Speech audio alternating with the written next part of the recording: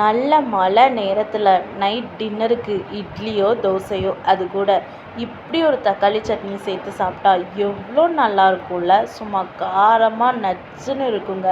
வாங்க இதை எப்படி செய்கிறதுன்ட்டு வீடியோக்குள்ளே போய் பார்த்து தெரிஞ்சுக்கலாம். இதுக்கு ஒரு கடாயில் 2 டேபிள் ஸ்பூன் எண்ணெய் விட்டுட்டு அது கூட உளுந்து, கடலைப்பருப்பு, 5லேருந்து 6 காஞ்ச வத்தல் இதை நல்லா ஃப்ரை பண்ணி எடுத்ததுக்கப்புறம் 2 பெரிய சைஸ் வெங்காயத்தை இந்தளவுக்கு கட் பண்ணிவிட்டு இதையும் சேர்த்து நல்லா வதக்கி எடுத்துகிட்டு தேவையான அளவு உப்பு, ஒரு துண்டு இஞ்சி ஃப்ளேவருக்காக, 2 தக்காளி பழத்தை குட்டி குட்டியாக கட் பண்ணி அதையும் சேர்த்து நல்லா வதக்கி எடுக்கணும். இது நல்லா வதங்கினதுக்கப்புறம் இதை நம்ம நல்லா ஆற விட்டுட்டு ஒரு மிக்சர் ஜாரில் சேர்த்து இந்த அளவுக்கு ஃபைன் பேஸ்ட்டாக அரைச்சி எடுத்துகிட்டு தாளிதம் ரெடி பண்ணிட வேண்டியதான். இதுக்கு எண்ணெய் விட்டுட்டு அது கூட கடுகு, காஞ்ச வத்தல், கருவேப்பிலை இதெல்லாம் சேர்த்து இந்த தாளிதம் நல்லா பொரிஞ்சு வரணும். நல்லா பொரிஞ்சு வந்ததுக்கப்புறம் நம்ம அரைச்சி வச்ச தக்காளி சட்னியோட பேஸ்ட்டையும் ஆட் பண்ணிவிட்டு கொஞ்சம் வதக்கி எடுத்துட்டா அவ்வளோதாங்க. சூப்பரான ஒரு தக்காளி சட்னி நமக்கு ரெடி ஆயிரும்.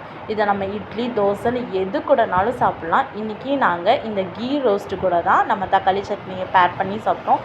அவ்வளோ சூப்பராக இருந்துச்சு. நீங்களும் ட்ரை பண்ணுங்கள். பாய்.